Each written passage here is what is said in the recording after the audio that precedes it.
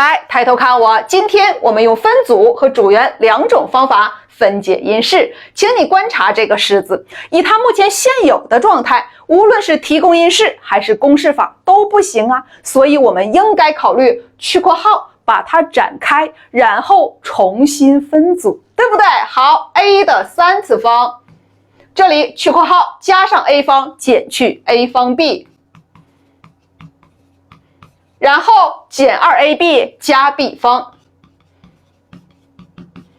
得到一个多项式，应该重新分组，谁和谁一组呢？来看正的 a 方，负的 2ab 加上 b 方，它们三个刚好配成完全平方式啊！一定要用你的慧眼仔细看啊，是不是配成 a 减 b 的平方啊？还剩谁？剩他们两个。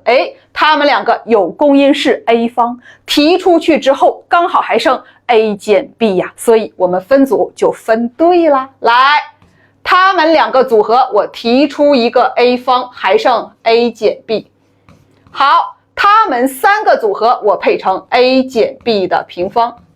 这两项有公因式 a 减 b， 我再提出来就等于 a 减 b 倍的。好，这里提出一个 a 减 b 还剩 a 方，这里提出一个 a 减 b 还剩一个 a 减 b 呀，这我就分解完毕啦。再看主元法，什么意思啊？元式展开之后得到一个关于 a 和 b 的5项式，那么在 a 和 b 之间你挑一个作为主元，另外一个看作常数就好了，然后利用十字相乘进行因式分解。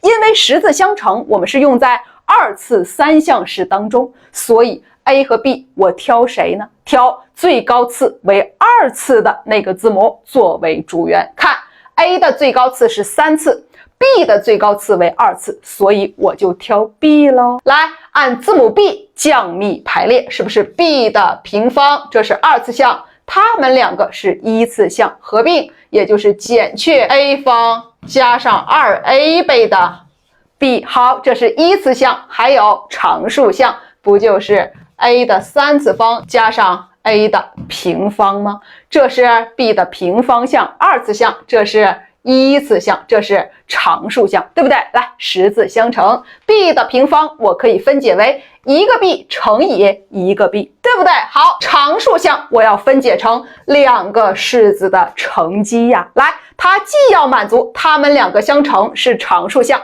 还要满足交叉相乘相加是1次项的系数，对不对？那我就分解为 a 乘以一个 a 的平方加 a。 来，它们两个相乘 a 的3次方加上 a 的平方没问题，交叉相乘相加是 a 的平方加上 2a， 在这儿呢，这里是负的呀，同学们，来，这里加负号，这里也加负号就没有问题。它们两个相乘为正是它，交叉相乘相加是负的，刚好是它 OK 呀。那么我就分解完毕啦。横着抄，这个1是代表一个 b， 对不对？也就是 b 减 a 乘以什么呢？ b 减它呀。好，这里我把括号展开，就是 b 减去 a 的平方再减 a 呗，这我就分解完毕了。2个方法的结果是一样的呀，你看懂了吗？